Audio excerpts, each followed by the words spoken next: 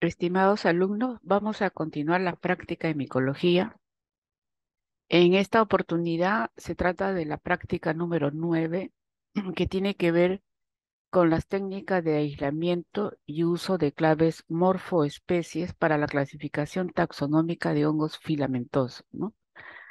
En la práctica anterior hemos visto las estructuras fúngicas que corresponden a las principales que veríamos en la microscopía óptica. Entonces, vamos a hablar primero de las técnicas de aislamiento. Cuando nosotros nos remontamos a las técnicas de aislamiento, entonces estaríamos refiriéndonos a que vamos a requerir medios de cultivo para lograr el aislamiento de una cepa pura, a partir del cual vamos a aplicar las claves taxonómicas. Entonces, los medios de cultivo que se utilizan en micología está dado por un flujograma en el cual primero se habla de un aislamiento primario y luego de aislamientos especializados de acuerdo a qué agente etiológico estaríamos aislando, ¿no? O definiendo. Entonces, los medios de cultivo para el aislamiento primario tienen un pH entre 6,5 a 7,2. Y las condiciones que tiene este medio son ácidas porque inhibe el desarrollo de bacterias y de algunos hongos que son invasivos y no son de importancia clínica. Se le agrega antibacterianos como por ejemplo el cloranfenicol para reducir la contaminación bacteriana de estos medios de cultivo en el cual hemos sembrado una muestra que se trata de una muestra de un paciente que probablemente tenga una micosis, un problema producido por hongos. Entonces, cuando nos referimos a los medios de cultivo, hablamos de un medio universal utilizado en la micología denominado agar saburoglucosado o agar saburodestrosa, el cual tiene un antibiótico, puede ser el cloranfenicol, gentamicina, penicilina, etcétera, y este medio universal sirve para un aislamiento primario.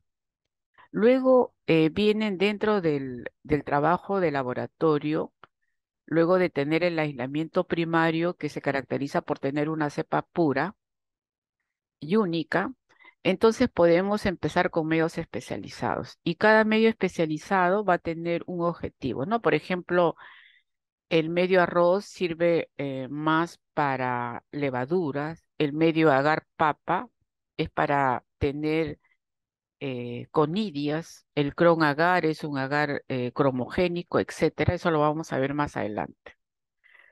Cuando nosotros tenemos ya los medios de cultivo eh, en el cual ha crecido la colonia, nosotros vamos a tener que hacer dos tipos de descripciones. La primera es una descripción con características macroscópicas, es lo que nosotros podemos observar sin utilizar el microscopio. Entonces es importante describir crecimiento, si ha sido un crecimiento rápido o lento, su textura, ¿no? Si es una textura algodonosa, granular, etcétera. El color del micelio, buscar un pigmento difusible, y eso lo podemos observar en la parte posterior de la placa Petri, ¿no? Esta, por ejemplo, está mostrando un color, pero que corresponde al agar que estamos utilizando. Pero hay otras especies hay otros hongos que producen un pigmento difusible y podría ser rojo o podría ser naranja, etcétera, y nos pueden dar una pista de qué tipo de hongo está creciendo. Lo otro que debemos tener en cuenta es la descripción en el cual ya utilizamos el microscopio. El microscopio, para ver los agentes fúngicos que han crecido en el medio de cultivo, se utiliza a un aumento de 40x. Entonces, ¿qué es lo que nosotros debemos buscar dentro de las estructuras fúngicas que han crecido en el medio de cultivo? debemos buscar estructuras fúngicas reproductivas. Recuerden que el título de esta práctica es ver, aplicar claves taxonómicas, pero de hongos filamentosos. Entonces, cuando yo aplico claves taxonómicas en una cepa que me ha crecido en un agar determinado, para ver hongos filamentosos, para saber cuál es el agente etiológico, entonces lo que debo buscar son estructuras fúngicas reproductivas. Cuando nosotros hablamos de estructuras fúngicas reproductivas, hablamos de conidios, que sería un individuo que se ha originado a partir de una reproducción asexual, ¿no? En este caso. Entonces vamos a ver o micro o macroconidios, conidióforos, etcétera. Eso es lo que vamos a determinar a lo largo de esta explicación. ¿Qué medios de cultivo nosotros tenemos en el mercado? Ya hemos dicho el agar Saburó destroza, ¿no? Entonces, el agar Saburó destroza es un medio estándar, es un medio universal, que permite recuperar y mantener hongos, ¿no? Entonces, básicamente, este medio tiene pues fuente de carbono y nitrógeno, y la ventaja es que es de fácil preparación y se obtiene colonias con características macroscópicas típicas.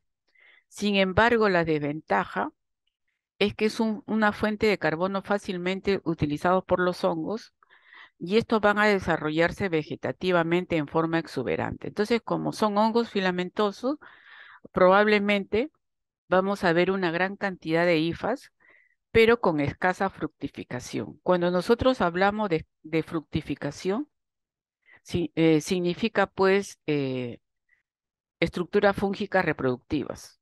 Y en este caso va a ser una escasa cantidad de estructuras fúngicas reproductivas que son las que nosotros necesitamos para hacer la aplicación de las claves taxonómicas. Sin embargo, este agar saburó, acuérdense que es un aislamiento primario que se hace dentro del fluxograma de trabajo en un laboratorio clínico. Tenemos otro agar que es el agar papa destroza.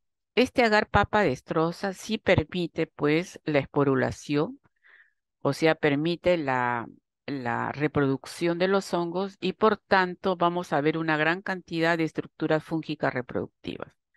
Este agar papa destroza se puede hacer a partir de insumos naturales, tal como ustedes lo ven, con una papa, que puede ser de cualquier tipo de papa que tenemos en el mercado, aplicar destro, agar y agua destilada, ¿no? Entonces, acá están viendo ustedes unas figuras, unas fotos en el cual pues se ve cómo se prepara. Y yo los invito acá a, a ver cómo se prepara el agar papa destroza entrando a este enlace. Luego tenemos el agar SAPE2, que permite el desarrollo de hongo, en especial del género Aspergillus, ¿no? Entonces, sus componentes básicamente tienen fuente de carbono y fuente de nitrógeno a partir de componentes inorgánicos, ¿no? Entonces, lo podemos usar para poder observar el crecimiento de colonias que corresponden al género Aspergillus o Penicillium también. Pero en esta foto estamos observando el desarrollo del Aspergillus Parasiticus y el Aspergillus fumigatus, ¿no? Y acá está el envase que tiene todas estas características que hemos presentado como componentes, ¿sí? Vienen en un envase de 500 gramos, ¿no? Y la preparación es muy sencilla. Luego tenemos el agar arroz, que permite la observación de las características micromorfológicas de levaduras, ¿no? Entonces, cuando nosotros queremos observar de las levaduras características de Blastoconidia, Pseudohifa, Troconidias, eh, o Clamidospora del género Cándida, entonces podemos usar este agar que es el agar arroz, que también se puede preparar a partir de insumos naturales con el arroz superior, el agar correspondiente y el agua destilada, ¿no? Entonces acá hay fotos de cómo se pesa, se filtra y luego se agrega el agar. Y acá estamos observando en este campo microscópico cómo este agar arroz ha permitido el desarrollo del género Cándida, el cual se caracteriza por tener clamidospora, ¿no? Entonces acá estamos viendo que el género Cándida, para sobrevivir, ha producido una hifa y de manera intercalar se ha dilatado esta hifa y tiene una estructura redonda, ¿no? Entonces toda esta composición de hifa más levadura intercalar se denomina clamidospora. Y el único que puede producir clamidospora es Candida specia albicans. Entonces ustedes pueden ingresar a este enlace para ver cómo se prepara el agar arroz. Luego tenemos otro agar que se llama agar micobiótico, que permite evaluar la sensibilidad o resistencia a la cicloheximida por parte de las levaduras, ¿no?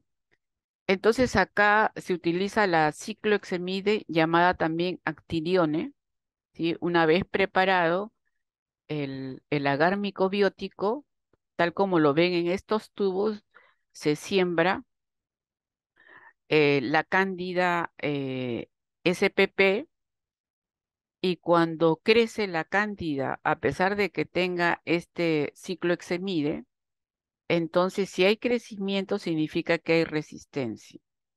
Y esto nos lleva a decir que esta cándida corresponde a la especie Guillermondi.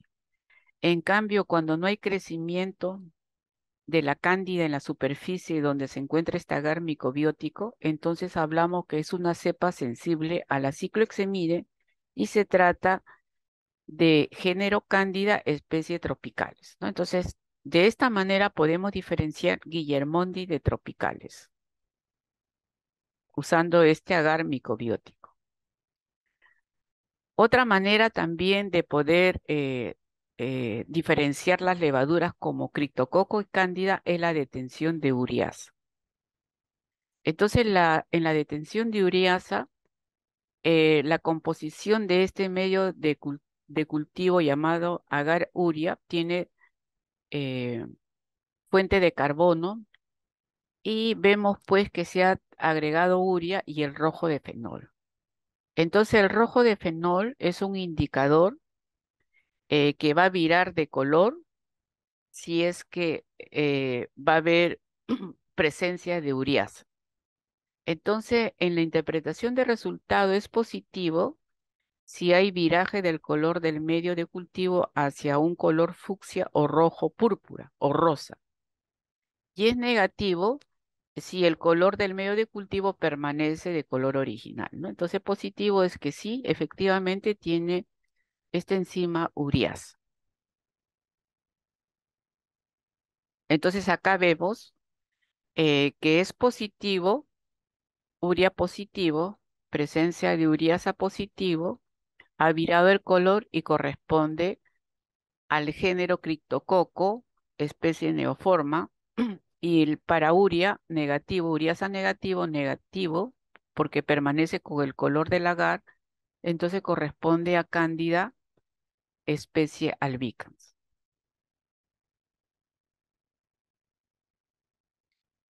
¿Qué otro agar eh, podemos contar? Podemos contar con un agar cromogénico, ¿no? Es un agar con detención cualitativa, ¿no? Entonces tenemos el cron agar cándida. En el cron agar cándida lo que esperamos es una lectura cualitativa porque va a haber cambio de color, pero sigue siendo una detención presuntiva. ¿Por qué decimos que es presuntiva? Porque esto nos da un indicio de qué especie es del género cándida Sin embargo, tenemos que continuar haciendo una serie de exámenes de laboratorios bioquímicos para sumar varias características y decir si efectivamente se trata de la especie albicans, auris tropicalis, cruceo glabrata. Entonces, este cron agar cándida nos da un diagnóstico prescriptivo solamente para especie albicans, auris, tropicalis, cruceo y glabrata. Cuando se trata de auris, ¿sí? Vamos a ver en la parte anterior de la placa Petri un color azul claro con halo azul, y el azul es visible más en la parte posterior de la placa, ¿no? Acá dice parte trasera. Después vemos que es Candida albicans, especie albicans si es un verde azul.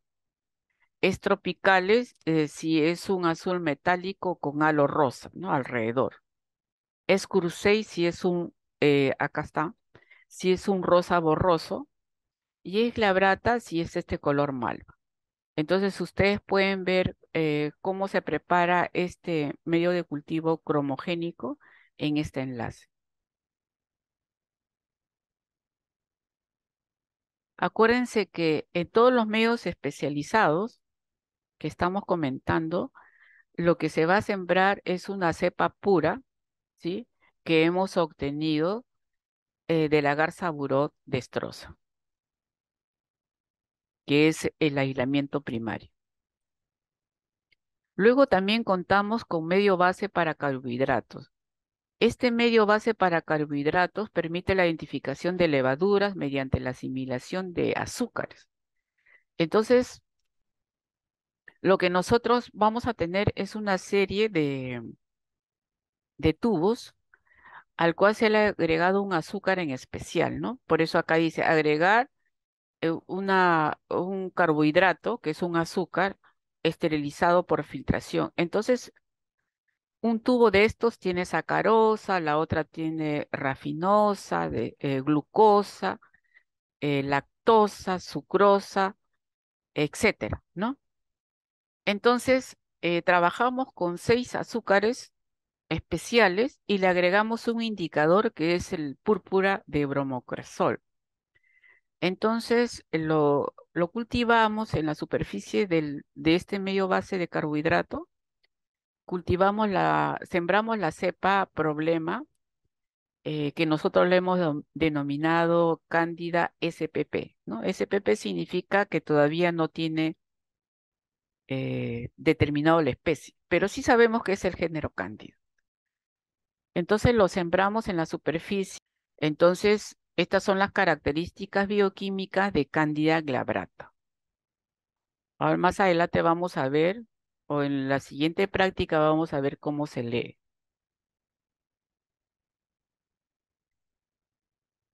Entonces, cuando nosotros queremos ya utilizar las claves morfoespecie para la clasificación taxonómica de hongos filamentosos, se va a requerir pues de una cepa aislada y pura, obtenida a partir de la muestra del paciente.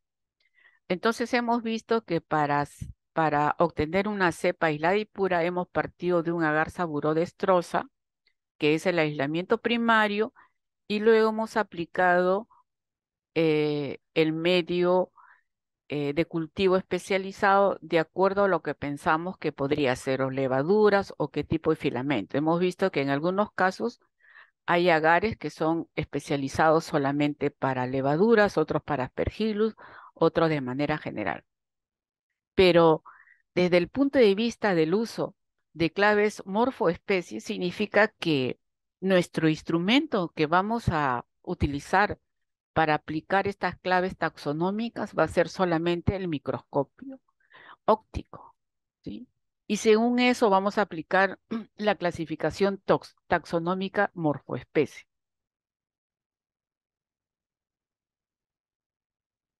Y todo esto a partir de dónde? De la muestra del hospedero, de la muestra del hospedero, ¿no? Esta muestra del hospedero proviene de un hospedero, que es el paciente, al cual le hemos hecho un diagnóstico clínico de una micosis, ¿no? De una infección por hongos. sea superficial o profunda, ¿sí? No olvidar esa parte de todo el ciclo diagnóstico.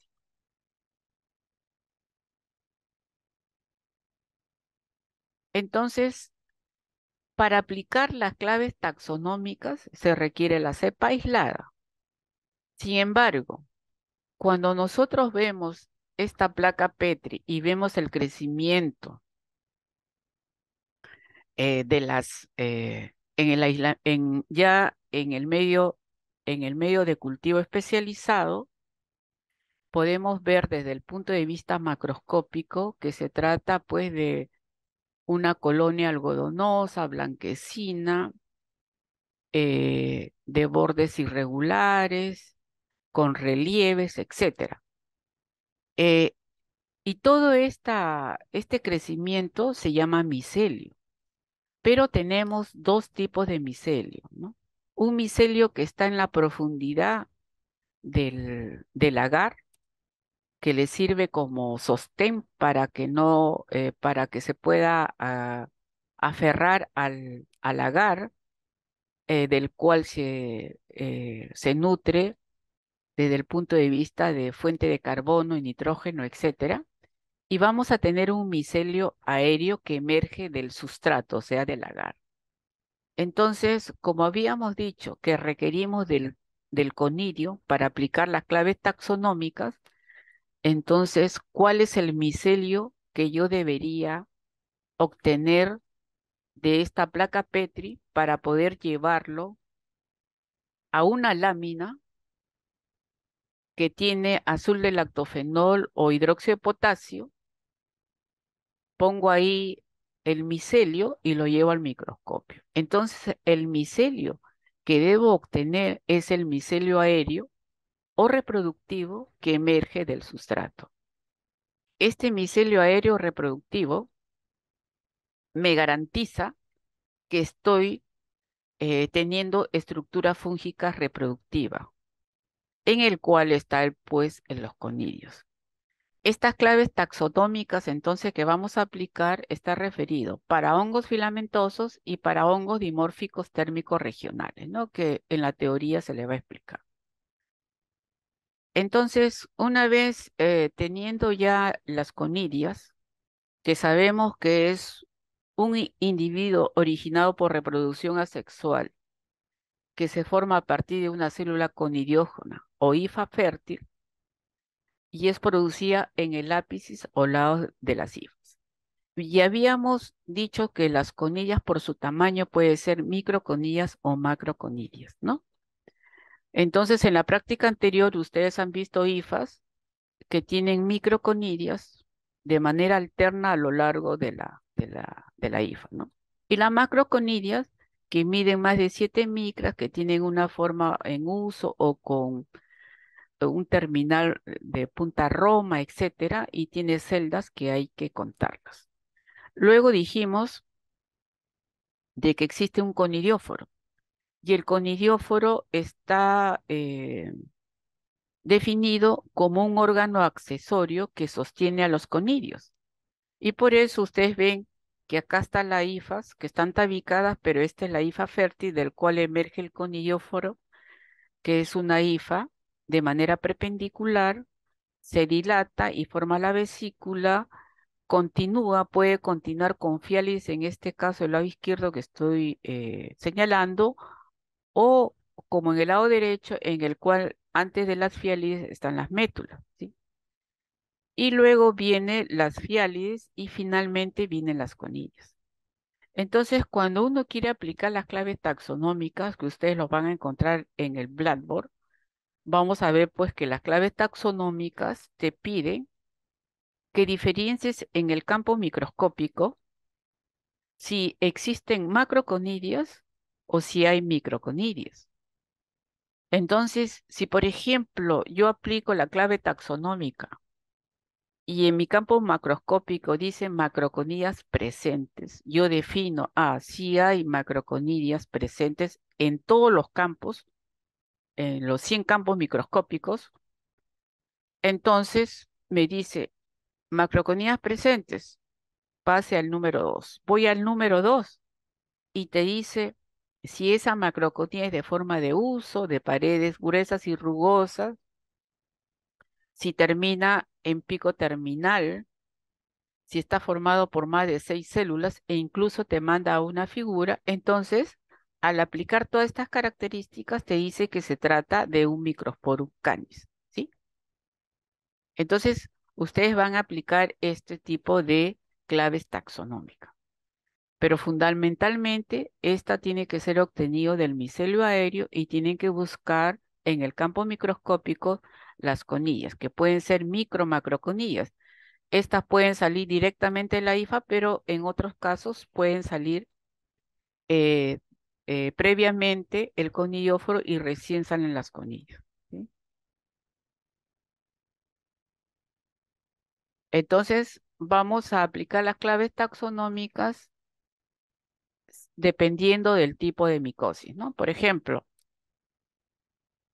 cuando nosotros hablamos de micosis, ya hemos dicho de que se trata de una infección superficial o profunda por hongos.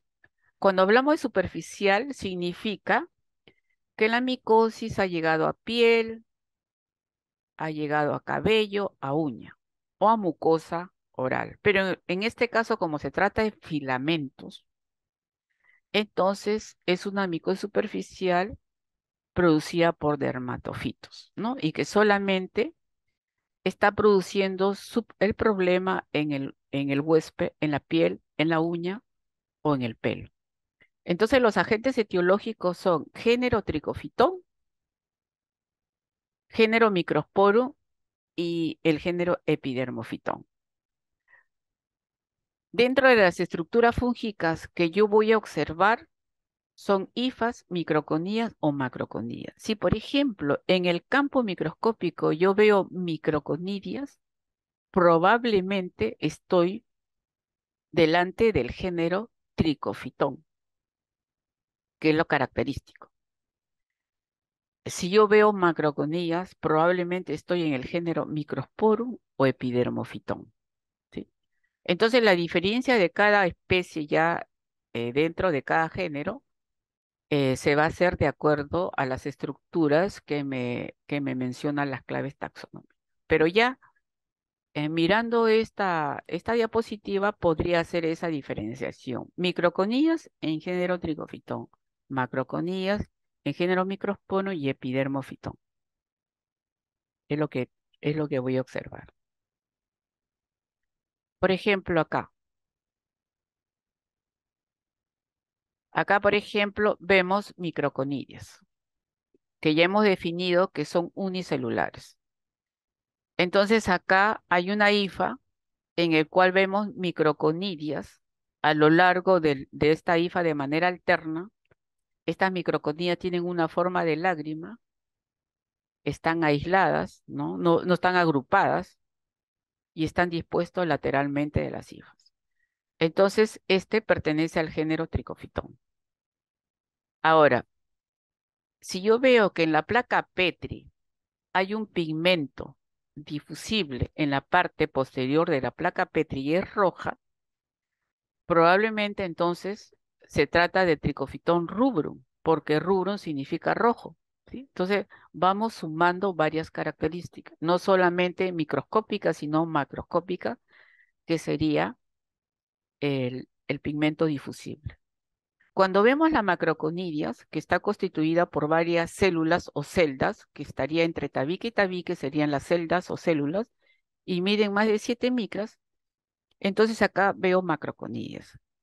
Si yo veo estas macroconillas en forma de ángulo, en forma de uso, que tiene los extremos agudos, su pared es rugosa porque no es entera, miren cómo está rugosa, no es continuo, y está formado por más de 6 células o celdas, entonces puedo estar en el género Microsporum o el género Epidermofitón.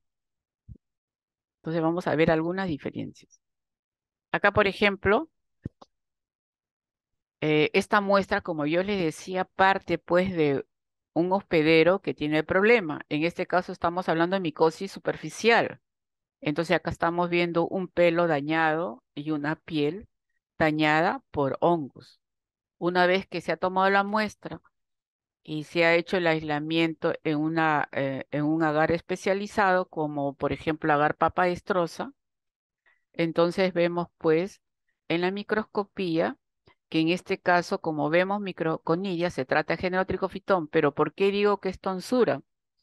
Porque tal como señala la flecha, vemos de que esta microconidia sale de la hifa fértil con un pedúnculo. Terminando este pedúnculo, recién aparece la microconidia.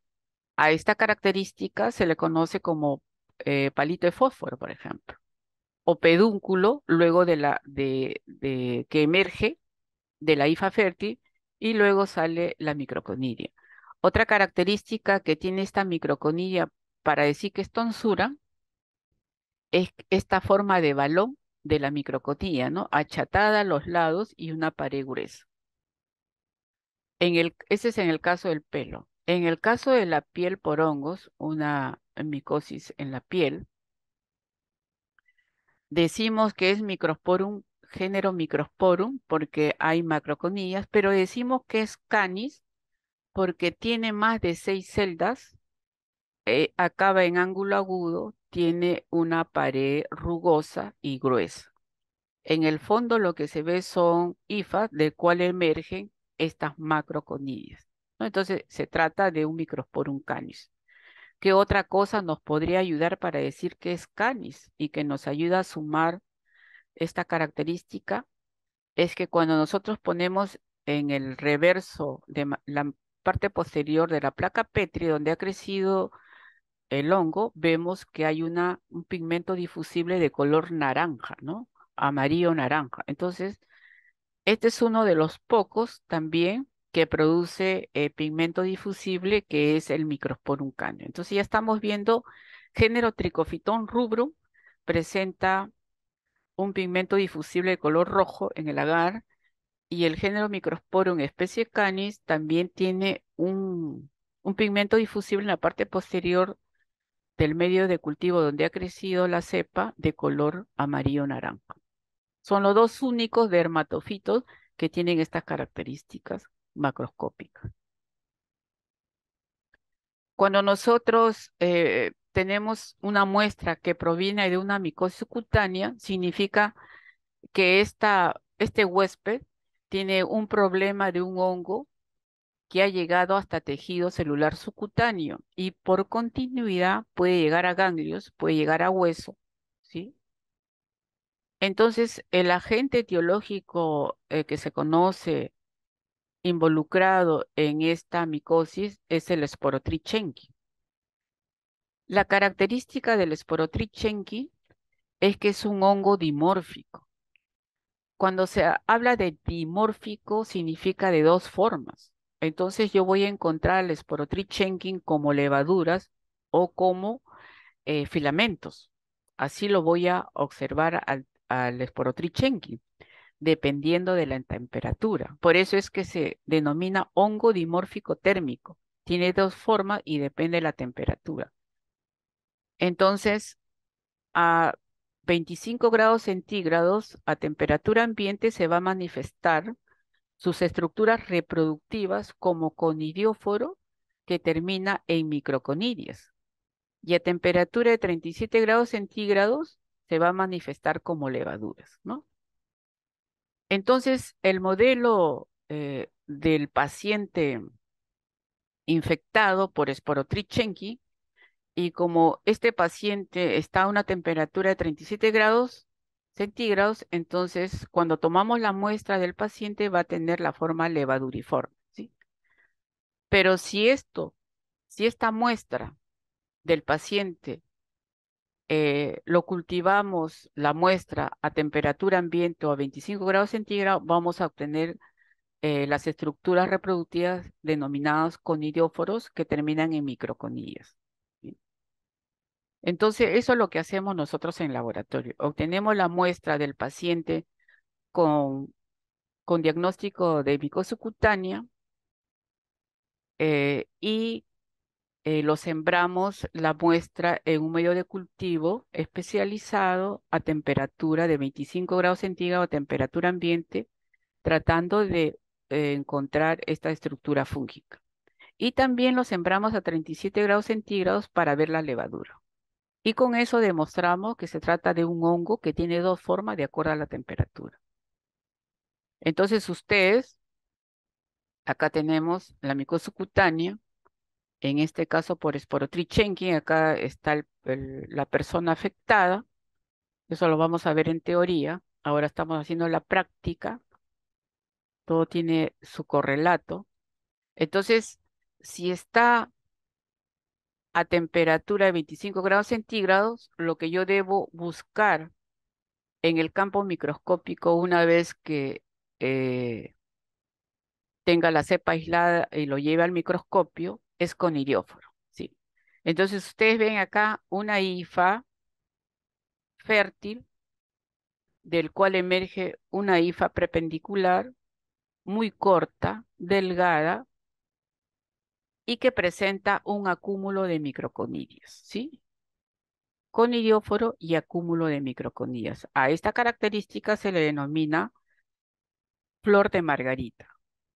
Y acá tenemos cuando lo hemos sembrado a temperatura de 37 grados centígrados en agar sangre, este es agar saburó glucosado, este es agar sangre, y lo que estoy mirando ahorita y estoy señalando son levaduras, ¿no? Algunas levaduras se están multiplicando, están gemando y tienen forma de puro. Esta, por ejemplo, que estoy señalando, está gemando, ¿no? Y estas tienen forma de puro. Entonces, l- el, lo que podemos decir finalmente es que se trata del hongo Sporotrichenki. Después existe una micosis profunda. Profunda significa que ya no lo encontramos solamente en tejido celular subcutáneo, sino que lo podemos encontrar en hígado, vaso, en sangre, etcétera. Entonces ya hablamos de que se trata de una micosis profunda eh, que se puede decir con sinónimos de micosis profunda, sistémica o diseminada, ¿no? Así lo pueden encontrar en los libros. Entonces, ¿quiénes son los hongos que tenemos en nuestro país y que producen esta micosis profunda? Es el Paracoccidioides brasiliense, el Histoplasma capsulato. Entonces, siempre uno busca la estructura fúngica que me va a dar el diagnóstico etiológico. Entonces, para el caso de Paracoccidioides brasiliensis, interesa obtener la fase levaduriforme. En cambio, para poder decir que se trata de histoplasma capsulato, conviene obtener la fase filamentosa. Cuando yo obtengo la fase levaduriforme de este hongo que es dimórfico, tendría que aplicar al medio de cultivo una temperatura de 37 grados centígrados, ¿sí? O lo puedo obtener directamente el paciente porque el paciente está a 37 grados centígrados y lo llevo al microscopio. Y cuando se trata de histoplasma capsulato, y estoy pensando que se trata de histoplasma capsulato, entonces el medio de cultivo lo tengo que sembrar a temperatura ambiente o 25 grados centígrados para obtener la fase filamentosa. De Paracoccidioides brasiliensis, cuando obtengo la fase levaduriforme, ¿qué tengo que buscar? Levaduras, pero son levaduras multigemantes. Y cuando se trata de histoplasma capsulatum, ¿qué tengo que buscar en la fase filamentosa? Macroconías equinuladas, ¿sí? Entonces, estas estructuras son fundamentales para poder llegar al agente etiológico. Y acá lo tenemos.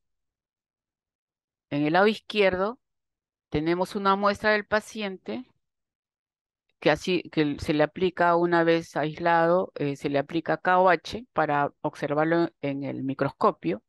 Entonces vemos levaduras una tras otras en cadena de pared gruesa, de diferentes tamaños, puede ser de 20 a 60 micras, tiene inclusiones intracitoplasmática, pero ustedes van a observar levaduras grandes acá y pequeñas alrededor.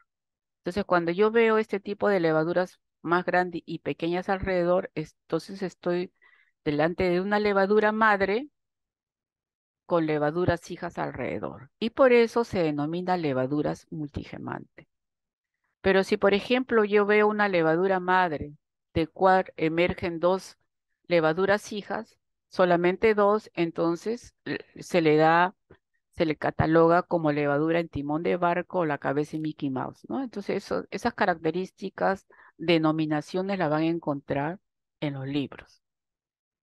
Cuando lo que yo estoy pensando que es citoplasma capsulato y he obtenido la fase filamentosa, entonces en el campo microscópico lo que debo buscar son macroconillas, ¿no? Estas macroconillas tienen salientes de su pared celular y por eso se ve como una macroconidia equinulada, ¿no? Con prolongaciones acá. En algunos casos, estos se denominan microconías, macroconías más microconías alrededor, ¿no? Pero en general, mejor denominarla macroconías equinuladas. Y en los libros se le conoce como rueda dentada. Estas características es de el género Histoplasma capsulato. En el fondo lo que yo veo son hifas del cual emergen estas macroconías, ¿no? Son hifas fértiles. Acá se ha aplicado el azul del lactofenol. Luego podemos hablar de otro tipo de micosis que sigue siendo profunda, sistémica o diseminada, ¿sí? Pero son producidas por hongos oportunistas. O sea, son hongos que pueden estar en el medio ambiente, están en interacción con nosotros, pero producen el problema en pacientes inmunosuprimidos, ¿no? Pacientes que tienen un problema en la inmunidad celular. Entonces tenemos de tipo filamentoso y tipo levaduriforme. El de tipo filamentoso tenemos el Aspergillus fusario y levaduriforme cándida, género criptococo y malacesia. Entonces, la estructura fúngica que define si se trata de Aspergillus fusario sería conidióforo, presencia de conidióforo, vesícula cabezuela, métulo rama, esterima ofiali y recién vienen las conillas. Y cuando se trata de levaduras como cándida, veríamos levadura, blastospora, y si se trata de criptococo, veríamos levadura con cápsula, ¿sí? Blastospora, y si se trata de malacesia, veríamos levaduras en racimo, hifas cortas. En cándida que estamos viendo levaduras, blastospora y pseudohifa, ¿sí? Entonces, todas esas características de la estructura fúngica nos ayudan pues a definir, aplicando las claves taxonómicas, delante de qué tipo de hongo estaríamos definiendo, ¿no? Entonces acá, por ejemplo, tenemos el género Aspergillus, en el cual vemos pues el conidióforo, y vamos a ver que algunos Aspergillus tienen métula y otros no tienen métula. Entonces, cuando se trata de la vesícula y se trata del género Aspergillus, se denomina cabeza aspergilar o vesícula aspergilar, ¿no? Entonces, se dice que es uniseriado si la cabeza aspergilar en la cual las fialides se originan, pero se originan directamente de la vesícula y carecen de métulas. Esas serían las uniseriados. Y son biseriados cuando en la cabeza aspergilar, en la cual las fialides se originan, pero a partir de las métulas, ¿no? Entonces, uniseriado carecen de métulas y biseriado tienen métula. En ambos hay fialides, solamente que hay que mirar si tiene o no tiene métula. Entonces, las especies que más van a producir problemas en el ser humano es Fumigatus, Flavus y Niger. Si yo quisiera hacer una diferenciación taxonómica de Fumigatus, Flavus y Niger, tendría que observar el conidióforo, la vesícula y la disposición de las fiálides. Si se trata de Fumigatus, entonces el conidióforo es corto y liso, menos de 300 micras. La vesícula llega hasta 30 micras en el diámetro y las fiálides son uniseriados. Y estas fiálides solamente cubren el tercio superior de la vesícula, o sea, no cubren toda la vesícula, no están alrededor de toda la vesícula o cabeza aspergilar. El flavus tiene una longitud variable y su pared rugosa llega hasta 45 micras su diámetro de la vesícula. Y en el campo microscópico puedo encontrar la disposición de las fiálides como uniseriado o biseriado y cubren toda la vesícula. El níger el conidóforo es largo y liso y su vesícula es sumamente voluminosa, llega hasta 75 micras y siempre su disposición de las fiálides es biseriado y cubre toda la vesícula, ¿sí? Siempre va a ser biseriado. Entonces, esas características tienen que observar, tienen que tratar de diferenciar cuando se les muestre las láminas. Entonces, acá ustedes ven, pues, este es el Aspergillus, el de acá es el Fumigatus, el de la derecha el Flavus y el inferior es el Giger. Entonces, acá, por ejemplo, vemos de que las fiálides solamente cubren el tercio superior de esta cabeza aspergilar. El conidióforo es corto y liso. Y miren, acá están las conillas. Este es el flaus, en el cual los conidióforos tienen una pared rugosa. Miren cómo cubre las fiálides toda la cabeza aspergilar. Puede ser uniseriado o biseriado. Entonces van a ver campos microscópicos en el cual pueden encontrar métulas y en otro no pueden encontrar métulas. Y las fiálides parten directamente de la cabeza aspergilar o parten de las métulas. Con respecto al aspergilo níger, este es sumamente voluminoso, tal como se ve acá, ¿sí? Las fiálides cubren toda la vesícula voluminosa, sus conidióforos son sumamente largos y su color al final de su crecimiento, ya después de 5 días, va a ser oscuro, por eso se le denomina níger, ¿sí? Y la otra característica es que siempre es biseriado, o sea, siempre vamos a encontrar métulas y luego las fiálides. Y esta última diapositiva, las levaduras, la vamos a ver en la práctica número 10. Esta corresponde a Fusarium. El Fusarium se caracteriza porque puede tener varias maneras de manifestarse, ¿no? Por eso es que eh, por lo menos ustedes pueden llegar a género, especie, pueden llegar cuando es típico. En este caso, por ejemplo, vemos, acá está la hifa fértil, sale el conidóforo de manera perpendicular, pero se ramifica. E inmediatamente, ¿qué estamos observando acá? Macroconidias, ¿sí? En cambio, acá, ¿qué estamos viendo? Estamos viendo una hifa fértil, del cual sale un conidóforo simple, no ramificado, y termina en microconidias, ¿no? Entonces, en un campo microscópico, podemos observar alguna de estas características. Luego, acá, ¿qué estamos viendo? El fusario produce clamidospora. La clamidospora es una estructura de resistencia ante un ambiente adverso para ese hongo. Entonces, para sobrevivir, a partir de su hifa se dilata, ¿sí? Entre tabique y tabique de la hifa se dilata y tenemos esta estructura que tiene una pared gruesa. Entonces, de esta manera el fusarium está de manera silente en ese ambiente y cuando está las condiciones adecuadas, empieza su reproducción.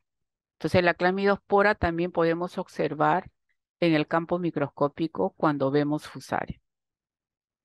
Entonces, podemos decir que son conidióforos sectados, únicos o ramificados. Los conidios se producen solos o en grupo, como microconidias o macroconidias, tal como se ve en este esquema superior. En cambio, en este campo microscópico, el cual ha sido teñido de azul el lactofenol, vemos macroconidias. No vemos de manera específica el conidióforo, pero esta forma de macroconía es totalmente diferente a las macroconías del género Microsporum, no se vayan a confundir, ¿sí? Miren, se caracteriza por tener sectos, celdas. Acá las celdas, el número varía bastante, sin embargo, la forma es de media luna. Y eso es básico para decir que estamos delante del género Fusario. Acá está mucho mejor, es en forma de media luna. En cambio, cuando vemos Microsporum, tiene forma de uso. Entonces vemos acá una forma concava y acá achatada, ¿sí? Entonces tiene forma de media luna o banano, ¿sí? Tal como dicen acá, ¿no? Forma falciforme, banano o media luna. Entonces en la siguiente práctica vamos a ver lo que es levaduras.